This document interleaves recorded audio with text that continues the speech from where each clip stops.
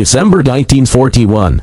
The Pacific Ocean became the battlefield of the largest war in human history. The Japanese Empire had launched a massive offensive across Asia and the Pacific, believing that speed, discipline, and determination would defeat any enemy standing in their way. But they were about to discover something unexpected. America had something more powerful than courage, something more terrifying than strategy, industrial power. And on the battlefield, that power appeared in the form of a weapon that changed the way American soldiers fought: the M1919 Browning machine gun. A weapon designed not just to fire bullets, but to create a wall of unstoppable fire.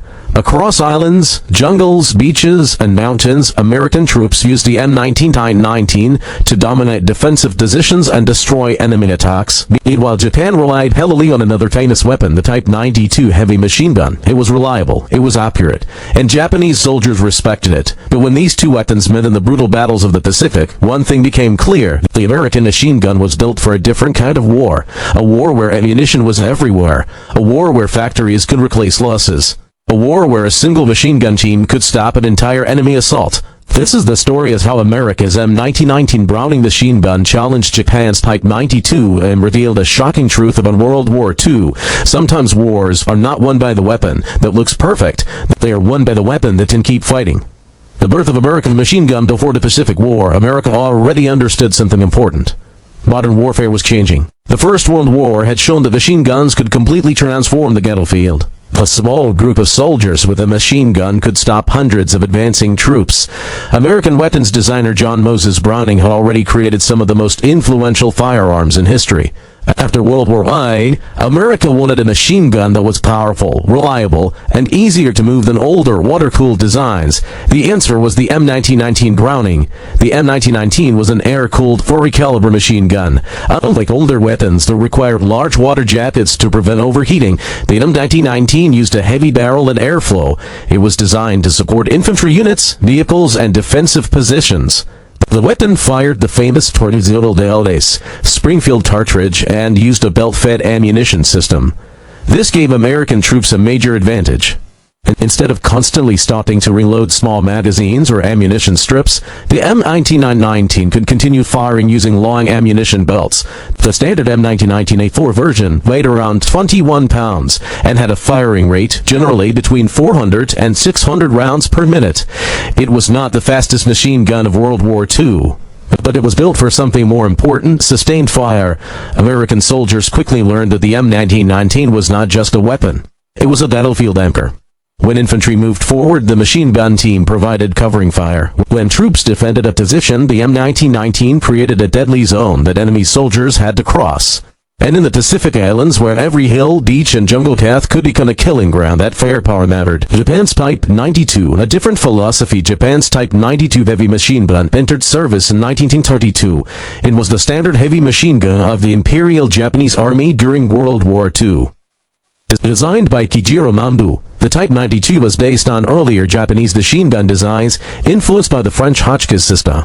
The weapon fired the 7-ton 7mm Type 92 cartridge. It was known for accuracy and durability. Japanese doctrine valued precision. The Type 92 was designed to support infantry with carefully aimed bursts, rather than simply overwhelming an enemy with massive ammunition consumption. The problem was not that the Type 92 was a bad weapon. It wasn't. The problem was that it was fighting against a country with a completely different approach. The Type 92 used 30-round metal feed strips. That meant every time the gun needed ammunition, soldiers had to insert another strip. The M1919 used WWII 50-round belts. That difference changed everything. Imagine being a Japanese machine gun crew. Enemy troops are advancing. Your weapon is accurate. Your crew is trained. But after every 30 rounds, someone must reach for another ammunition strip. Now imagine the American side. The machine gun fires. A long belt feeds through the weapon. Bullets continue flying. The battlefield becomes covered by constant fire. The difference was not just mechanical, it was psychological. When the two systems collided, the Pacific War was unlike the European battlefield. There were no endless open fields. Instead, American Marines and Japanese soldiers fought through dense jungles, rocky islands, underground caves, fortified beaches. Every position mattered.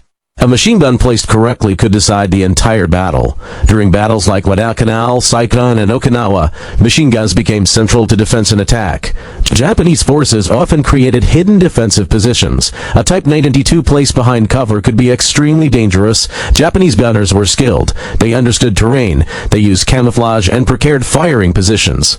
But American forces brought something Japan struggled to match: numbers. More ammunition, more replacement weapons, more production. The United States had enormous industrial capacity. American factories produced weapons on a scale Japan could not compete with. The M1919 became available in huge numbers, equipping many American units throughout the war.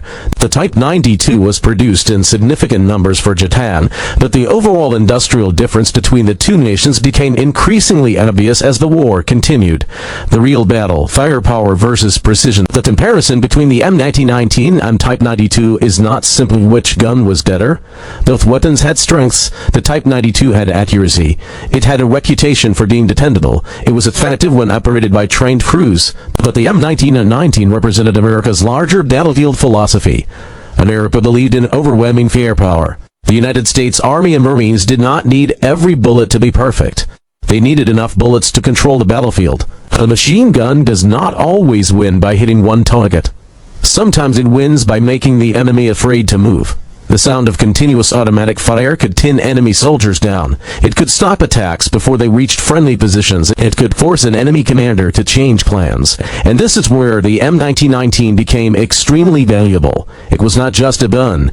It was a tool of battlefield control. Guadalcanal, the first big test in the Pacific, August 1942. The United States launched one of its first major offensive operations against Japan. The target was a small island in the Solomon Islands chain, Guadalcanal. At first glance, it seemed like just another piece of jungle-covered land in the middle of the Pacific. But this island would become one of the most important battles of the entire war. Both sides understood the control of Guadalcanal meant control of the surrounding sea routes. The Japanese had built an airfield there, the Americans wanted it, and when the Marines landed, they entered a completely different kind of battlefield. The jungle was thick, the heat was extreme, the enemy was hidden. Every movement could be deadly. In this environment, machine guns became more important than ever. A rifle could engage an enemy soldier, but a machine gun could control an entire area. American Marine units quickly relied on their Browning machine guns, including the M1919 variants. The weapon became a key part of their defensive positions. When Japanese forces launched nighttime attacks, American machine guns created devastating defensive fire. The Japanese military had a strong belief in aggressive attacks in close combat. Many Japanese commanders believed that determination and the willingness to charge forward could break enemy positions. But against well-prepared American defenses, those attacks often faced a wall of bullets. The M1919 gave American troops the ability to hold positions even when heavily outnumbered. The weapon's reliability mattered. In the Pacific environment, equipment suffered. Sand, mud, rain, humidity. Weapons could fail quickly. But American soldiers trusted the Browning design because it continued working under harsh conditions. Why the M1919 fit America's war machine? The biggest advantage of the M1919 was not only the gun itself, it was the system behind it. The United States entered World War II with a massive industrial base. Factories across America were producing weapons, vehicles, aircraft, ammunition, and equipment at an incredible speed. The M1919 was part of that system. If a machine gun was damaged, another could replace it. If ammunition was needed, ships and supply lines could deliver it. If a unit expanded, more weapons could be produced. Japan did not have the same advantage. This difference became more obvious as the war continued. A weapon is only as powerful as the support behind it. A machine gun without ammunition is just a heavy piece of metal. A tank without fuel cannot move. An army without supplies cannot fight. America understood this.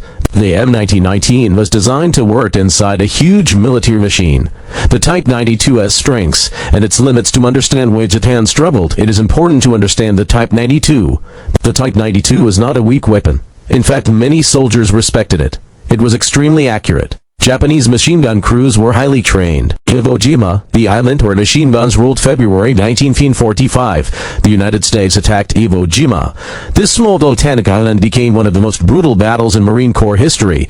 The Japanese had prepared underground tunnels, bunkers, and defensive positions. They knew they could not defeat America in a traditional battle. Instead, they planned to make the invasion as costly as possible. Every cave, every bunker, every hill, every tunnel could hide Japanese defenders. Machine guns became critical. The Japanese used weapons like the Type 92 from fortified positions. They waited until American troops were exposed. Then they opened fire. The Americans responded with overwhelming firepower. Machine guns, artillery, aircraft, and naval bombardment worked together. The M1919 became part of this combined attack system. American troops used machine guns to suppress enemy positions. Suppressing fire meant preventing the enemy from moving, aiming, or effectively returning fire. A machine gun did not always need to destroy the enemy directly. Sometimes its job was simply to keep the enemy trapped. This was a major difference in American tactics. The M1919 was not fighting alone. It was supported by an entire industrial and military network. Okinawa, the final test, April 1945. The United States invaded Okinawa. This was the largest amphibious assault in the Pacific War. Japan knew Okinawa was different. It was close to the Japanese homeland. The battle was a preview of what an invasion of Japan might look like. The Japanese defenders created a massive network of defensive positions. Again, machine guns played a major role. The Type 92 continued to serve. Japanese crews used it effectively from protected locations, but American forces had learned how to fight these defenses. They used combined arms, infantry, artillery, tanks, aircraft, and machine guns. The M1919 supported American advances and defensive operations throughout the campaign. The weapon represented something larger, America's ability to bring overwhelming force to any battlefield. By this stage of the war, Japan was facing a problem it could not solve. Even when Japanese soldiers thought with incredible determination America could replace losses faster, America could produce more weapons, more ammunition, more vehicles, more supplies. The M1919 was one symbol of that advantage. The psychological effect of machine gun fire war is not only about numbers, it is also about psychology. The sound of a machine gun can change the battlefield. Soldiers instinctively understand the danger of automatic fire. The machine gun position forces decisions. Do you advance? Do you stay hidden? Do you find another route? Do you call artillery? The M1919 created that pressure. Its steady firing capability gave American soldiers confidence. A small group could defend against a much larger force. Meanwhile, enemy soldiers had to respect every American position that contained a grinding machine gun. The weapon became part of the American battlefield identity, reliable, powerful, always ready. The final comparison, so, was the M1919 simply better than the Type 92? The answer is more complicated. The Type 92 had qualities that made it a serious weapon. It was accurate. It was reliable. It served Japan throughout the war. But the M1919 represented a different approach. America built weapons for a global industrial war. The M1919 was designed to provide sustained fire, support mobile infantry, and operate within a massive supply network. The Type 92 was designed for a different military philosophy. When the two systems collided, the advantage went to the side that could keep producing, supplying, and fighting. And that was America. The M1919 did not win the Pacific War by itself. No single weapon did. But it became one of the many tools that helped the United States overpower the Japanese war machine. The war was not only fought on battlefields, it was fought in factories. When people think about World War II, they often imagine soldiers fighting in trenches, jungles, beaches, and cities. But behind every soldier was something even more powerful, a factory. The ability to produce weapons became one of the greatest advantages of the war. And this was where America shocked the world. The United States did not just build weapons. It built weapons at a scale that changed the entire conflict. Thousands of tanks, millions of rifles, millions of rounds of ammunition, thousands of aircraft, and countless machine guns. The M1919 Browning machine gun was a perfect example of this industrial power. America could manufacture large numbers of these weapons and send them across the world. The Pacific was thousands of miles away from the United States. Supply was a huge challenge, but America's industrial system was designed to overcome distance. Ships carried equipment across oceans. Factories constantly produced replacements. Training programs prepared new soldiers. The M1919 was not simply a gun carried by an infantry squad. It was part of a massive system, a system Japan struggled to match. Japan's industrial problem: Japan entered World War II with a powerful military. Its soldiers were disciplined. Its navy was advanced. Its aircraft were dangerous. But Japan had a major weakness: limited industrial resources. Compared Compared to the United States, Japan had fewer natural resources and a smaller manufacturing base. This became a serious problem during the long war. Japan's strategy depended heavily on quick victories. The attack on Pearl Harbor was designed to weaken American power and give Japan time to expand its empire. But the plan failed. Instead of avoiding a long industrial war, Japan entered exactly the kind of conflict where America had the greatest advantage. As the war continued, every lost weapon became harder to replace. Every destroyed vehicle mattered. Every shipment of ammunition became critical. Meanwhile, America continued increasing production. This difference eventually appeared on every battlefield. The American way of firepower, American military thinking during World War II focused heavily on firepower. The goal was not simply to have brave soldiers. The goal was to give those soldiers the tools to dominate the battlefield. Machine guns were central to this idea. The M1919 allowed American infantry units to create powerful defensive positions. A squad supported by a machine gun could control movement. An advancing force could use machine gun fire to cover its movement. A defensive line could hold against attacks. The machine gun became a force multiplier. The small number of soldiers could create an effect much larger than their size. This was one reason American commanders valued weapons like the M1919. The difference between American and Japanese tactics, the biggest difference between the M1919 and Type 92, was not just the technology. It was how each country used machine guns. Japanese military doctrine often emphasized discipline, sacrifice, and carefully positioned defensive fire. Japanese machine gun crews were expected to use terrain effectively.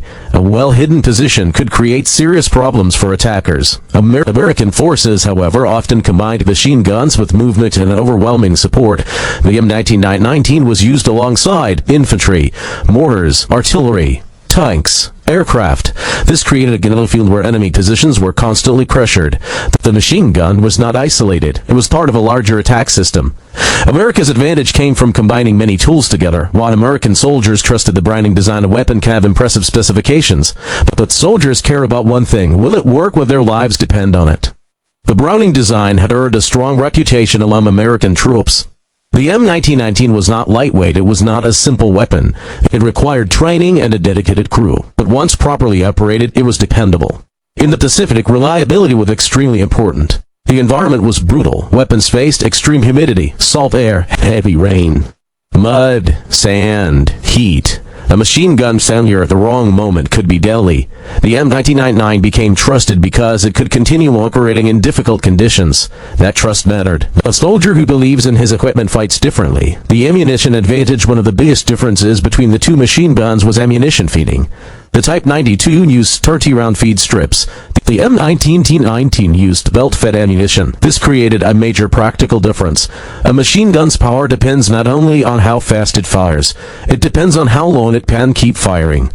A belt-fed system allowed American crews to maintain fire for longer periods. The assistant gunner could quickly replace ammunition belts. The crew could keep the weapon supplied. In a major firefight, those seconds mattered. A pause in machine gun fire could create an opportunity for an enemy attack. Continuous fire removed that opportunity. The myth of the superior weapon. History often asks, which weapon was better? But the answer is rarely simple. The M1919 was not a magical weapon that guaranteed victory.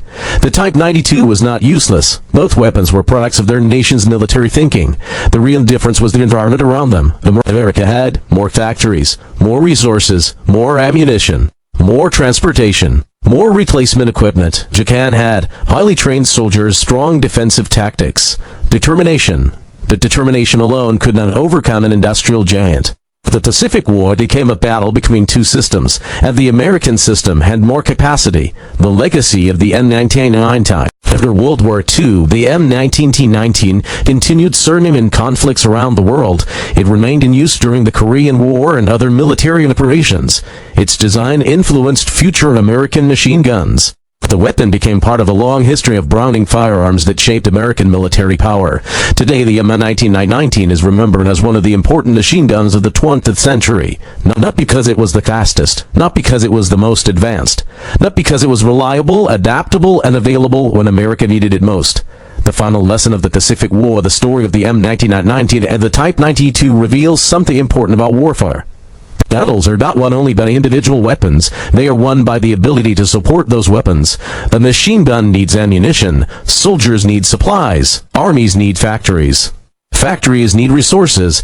The United States understood this better than almost any nation during World War II. The M1919 became a symbol of that philosophy. A weapon designed to keep firing. A weapon supported by an industrial giant. A weapon that represented America's ability to bring overwhelming power to the battlefield. And when Japanese soldiers faced the endless firepower of American forces, they discovered something terrifying. America was not fighting with just one machine gun. America was fighting with an entire production machine behind it. The final years of the Pacific War, by 1944 and 1945, the balance of power in the Pacific had dramatically changed. At the beginning of the war, Japan had expanded rapidly. Its forces had captured large parts of Asia and the Pacific. Many nations feared the strength of the Japanese military. But the war had entered a new phase. The United States was pushing forward island by island. Each victory brought American forces closer to Japan itself. The battles became harder. The Japanese defenders became more determined, and every battlefield showed the same pattern. Japan was fighting with courage and skill, but America was fighting with overwhelming resources. Weapons like the M1919 Browning machine gun represented that difference. It was not just a piece of equipment. It was a symbol of a nation capable of producing, transporting, and replacing military power on a massive scale. The M1919 on the road to victory as American forces advanced across the Pacific. The M1919 continued serving in many roles. It supported infantry attacks. It protected defensive positions. It was mounted on vehicles. It helped provide covering fire during dangerous advances. The Pacific battlefield demanded flexibility. One day, soldiers could be fighting on an open beach. The next day, they could be moving through thick jungle. Then they could be attacking fortified mountains.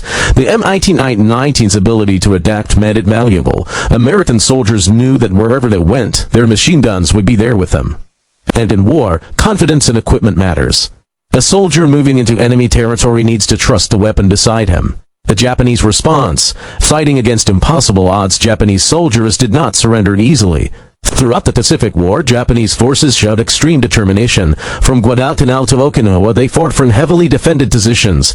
They used caves, tunnels, and natural terrain. Weapons like the Type 9NT were positioned carefully. A hidden machine gun could still be deadly. Japanese commanders understood defense. They knew that slowing American advances could create serious challenges. But the problem was the scale of the conflict. A single Type 92 could hold a position. A skilled crew could inflict casualties. But Japan was fighting an opponent that could return again and again with more troops, more ammunition, and more equipment. The battlefield was no longer only about bravery. It was about production. Why the M1919 outlasted the competition, the M1919 success came from several factors working together. First, reliability. The weapon was built on a proven Browning design. Second, firepower. Its belt-fed system allowed sustained automatic fire. Third, availability. America could produce large numbers. Fourth, integration. The M1919 worked with American infantry tactics, but perhaps the biggest advantage was simplicity of purpose.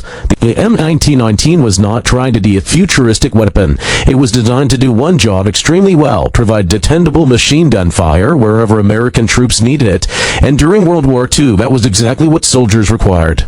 The end of the war, August 1945, the Pacific War came to an end. Japan surrendered after years of devastating conflict. The world looked back at the weapons that shaped the war. Aircraft, ships, tanks, artillery, rifles, and machine guns. The M1919 became remembered as one of the important weapons that supported American victory. It did not win the war alone. No weapon ever does. Wars are won by people, strategy, logistics, and countless decisions. But weapons become symbols. The M1919 became a symbol of American industrial power, a symbol of continuous firepower, a symbol of the ability to keep fighting. The lesson behind the machine gun duel, the comparison between the M1919 and Type 92, teaches a bigger lesson about military history. The weapon is never just a weapon. It represents the country that created it. The Type 92 represents Japan's approach, accuracy, training, prepared defensive positions. The M1919 represented America's approach, production, supply, mobility, overwhelming support. Neither side lacked courage. Both armies had skilled soldiers. But World War II proved something important. A powerful army needs more than good weapons. It needs the ability to keep those weapons operating. Why history still remembers the M1919 decades after World War II, collectors, historians, and military experts still study the M1919. Not because it was the most advanced machine gun ever created, but because it represented an era when industrial production became a weapon itself. The M1919 stood alongside American soldiers through some of the hardest battles of the 20th century. It fired on beaches. It defended positions. It supported advances. It helped ordinary soldiers survive extraordinary situations. For many troops, the machine gun decided it was more than battle and ammunition. It was protection. It was confidence. It was survival. The Pacific War was a battle between two powerful nations with completely different visions of warfare. Japan relied on discipline, skill, and determination. America relied on those things too, but added something else, industrial power. The M1919 Browning machine gun became one of the clearest examples of that difference. The Type 92 was a capable weapon. But when faced with America's endless supply chain and massive production ability, Japan discovered a harsh reality: a great weapon can win a battle, but an entire system can win a war. The M1919 did not defeat Japan alone, but it became part of the force that helped change history. The machine gun, a battlefield tool, a symbol of American firepower, and a reminder that in the greatest war the world had ever seen, the nation that could keep producing could keep fighting, and ultimately could win. If you enjoy these untold stories from history, make sure to subscribe and turn on notifications, because more incredible World War II stories are coming your way.